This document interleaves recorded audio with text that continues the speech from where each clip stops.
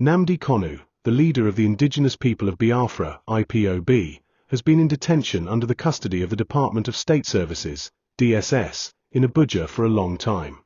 While in detention, his health began to weaken in ways that became very worrying to both his family and his lawyers. He started complaining of constant pains, and doctors who were allowed to check him raised serious concerns. The most troubling part was that his potassium level was found to be dangerously low. When potassium drops in the human body, it can affect the heart, muscles, and even the kidneys. This meant that his condition was not something that could simply be ignored or treated casually. Beyond the potassium issue, his doctors also discovered that there were problems with both his liver and kidneys. These are vital organs that cannot be played with because they control the body's ability to function and stay alive. Any damage to the liver or kidneys can quickly become life-threatening if proper and timely medical care is not given. To make matters worse, Kanu was also said to have swelling under his armpit, and this raised additional questions about what exactly was going wrong with his health. His lawyers decided that something had to be done fast. They could not just sit back and watch him get weaker every day. So, they took the matter to court. They filed what is called a motion, which is an official request asking the judge to give an urgent order. Their motion asked that Kanu should be moved from the DSS facility, where he was being held, to the National Hospital in Abuja. They argued that the National Hospital had the proper facilities, equipment, and medical experts that could handle his health issues better than what the DSS clinic could provide. The lawyers explained that this was not just their idea. They said doctors who had examined Kanu had already written a professional letter to the Director General of the DSS. In that letter, the doctors themselves strongly advised that he be moved to the National Hospital. They pointed out that his medical needs were beyond what the DSS could manage. However, according to his lawyers, the DSS never responded to that letter. They did not agree to the transfer, and they did not explain why they were ignoring the doctor's advice. This silence from the DSS made the lawyers even more worried. They believed that if nothing was done quickly, Kanu's health could continue to decline until it reached a point where it might be too late to save him. For that reason, they asked the court not to delay. Even though it was during the court's vacation period, a time when courts are usually on break, they pleaded with the judge to treat the case as urgent and necessary. Chief Kanu Agabi, a respected senior advocate of Nigeria and one of Kanu's lawyers, stressed that the request was only for an interim measure. He was not asking the court to permanently change the conditions of detention. What he wanted was a short-term step to ensure that Kanu's health did not collapse while in custody. The National Hospital, he argued, was the right place for immediate treatment, and once he was stabilized, further discussions could be had about his long-term medical care. The lawyers also pointed out that denying Kanu proper medical treatment was unfair and against his rights.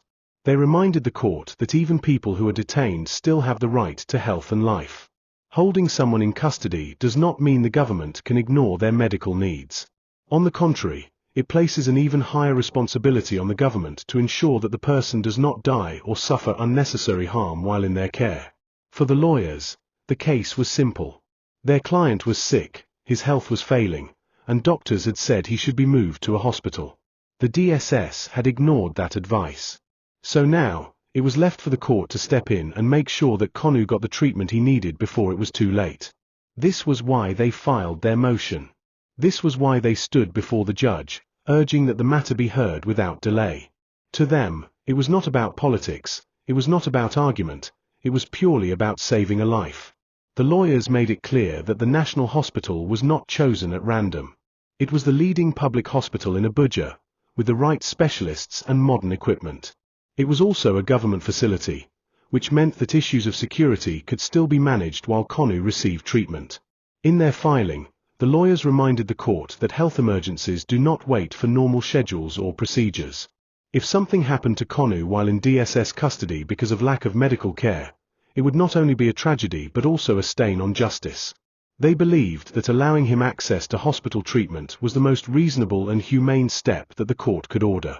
So Chapter 1 closes with the picture of a man in failing health, a team of lawyers running against time, and a clear request placed before the court. Move Nnamdi Kanu to the National Hospital for urgent medical attention before his condition grows worse. When the lawyers for Nnamdi Kanu brought their urgent request before the court, asking that he be moved to the National Hospital in Abuja for proper treatment, the Department of State Services, DSS, did not waste time in giving their reply. They strongly opposed the application. For them, there was no need to move him anywhere.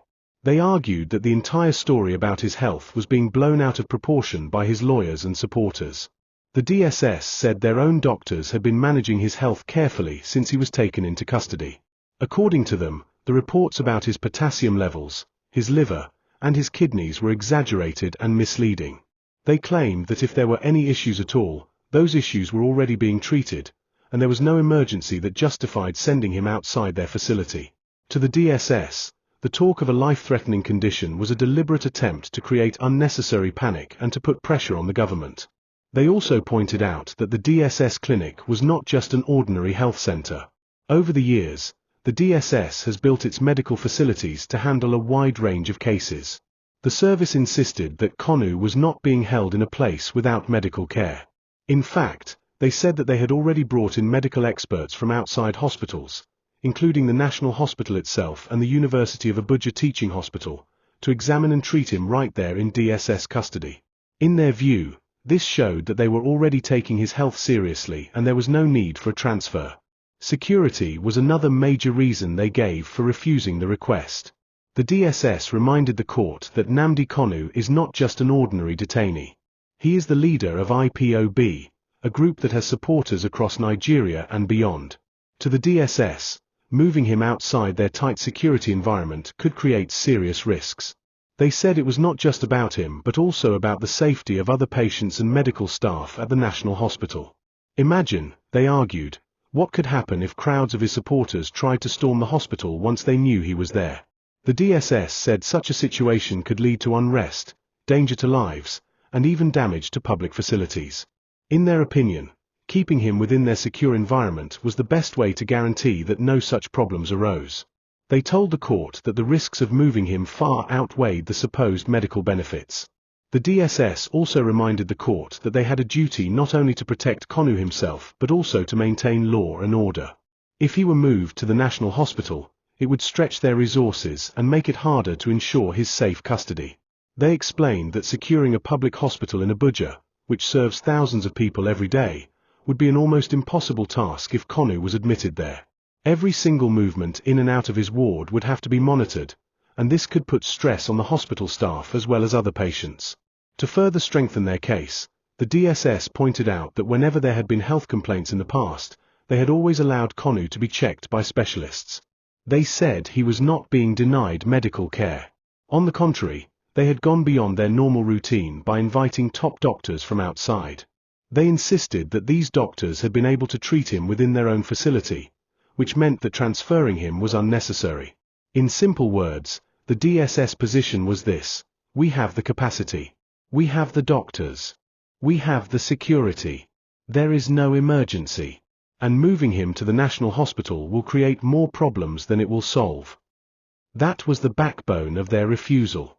This argument was not just made in words but also submitted formally in court documents. The DSS wanted the judge to see that they were not acting carelessly. They wanted the judge to believe that they were both protecting his health and protecting national security at the same time.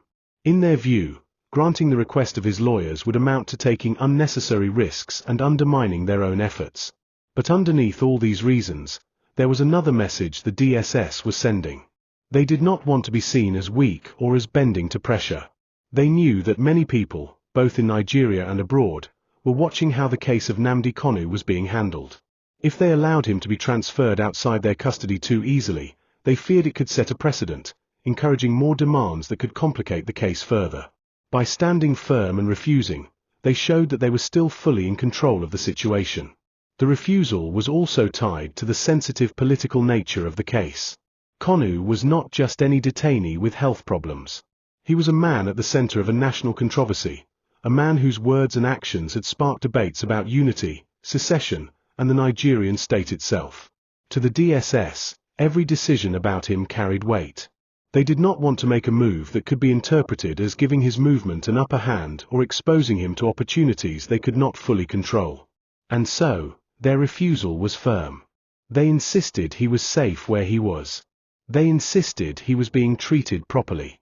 They insisted there was no health crisis that could not be handled within their walls. They painted the lawyer's request as unnecessary, risky, and potentially disruptive to national security. By the time they finished making their case, it was clear that the DSS was not ready to shift position. They would not transfer him to the National Hospital. They would not agree that his situation was as dire as described. For them, the request was not about health alone. It was about control, about security, and about holding the line against a man they considered a high-risk detainee. So Chapter 2 closes with two completely different pictures. The lawyers painting a story of a sick man in urgent need of hospital care, and the DSS painting a story of a man whose health was being managed well enough in custody, and whose transfer could spark dangers far beyond what the lawyers imagined. When the Department of State Services, DSS, gave their reasons for refusing to move Nnamdi Kanu to the National Hospital, his lawyer, Chief Kanu Agabi, Senior Advocate of Nigeria, SAN, did not keep quiet. He had already prepared for this battle, and he came forward with strong words that made the court understand how serious the situation was.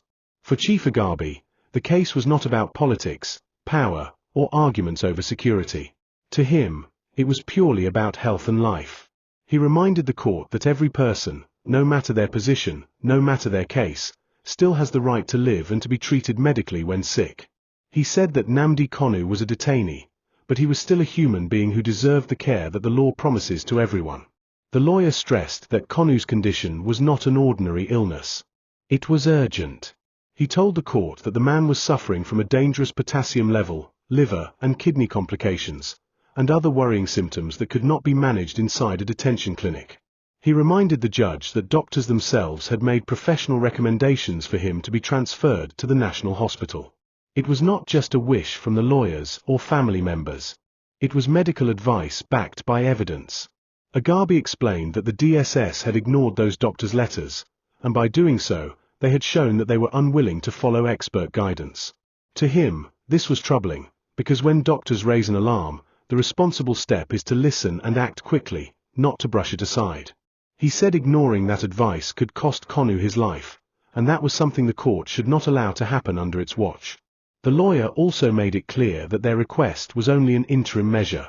He was not asking the court to hand over Kanu's freedom. He was not asking for permanent relocation. He was only asking that the man be taken to the National Hospital for the urgent medical attention that could stabilize him. Once that was done, the court and the DSS could still decide what next. But to keep him in DSS custody while his health declined, he argued, was simply too dangerous. Agabi told the court that health does not wait for bureaucracy. Sickness does not respect politics. A man can die within hours if treatment is denied, and no amount of explanation after death can bring him back. He said that justice itself would be defeated if the court allowed a detainee to die from a preventable medical crisis.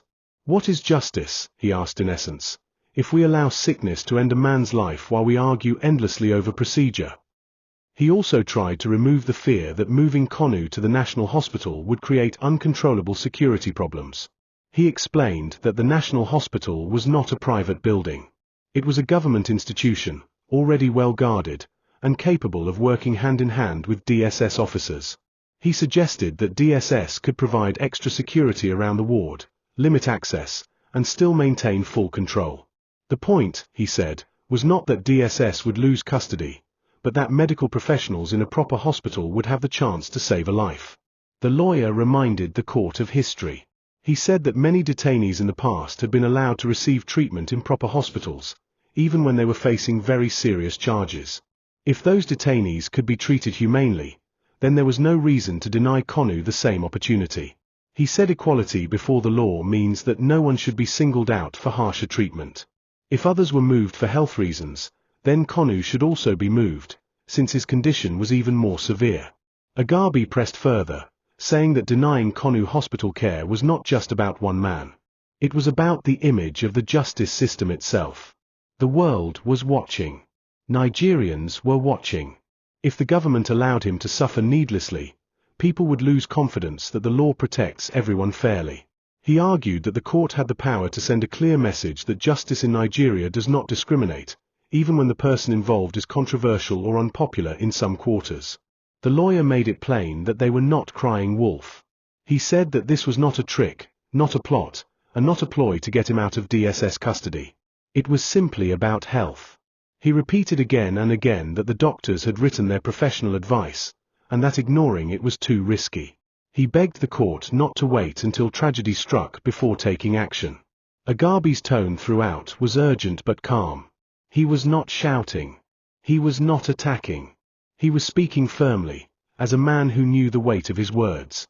He wanted the court to see reason, to rise above the back-and-forth arguments, and to focus on the simple truth, that a detainee's health is sacred, and that protecting life is the first duty of both government and court.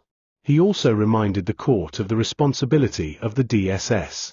When a man is in custody, he cannot take care of himself. He cannot choose his doctor. He cannot go to the hospital by himself. He is totally at the mercy of those holding him. That is why the government has a higher duty to ensure he is not neglected. If he were free, he could check into any hospital he wanted. But since he is not free, it becomes the duty of those detaining him to ensure his life is not put at risk. In closing his arguments, Agabi urged the court to look beyond the surface. He said this was not a fight between DSS and the defense. It was a question of life or death. He prayed that the court should use its power to order the transfer immediately, even during the court vacation period. He said justice delayed could become justice denied, because sickness does not wait for the court calendar. So Chapter 3 ends with the voice of his lawyer ringing clear, the call for humanity, the call for fairness, and the call for urgent medical care.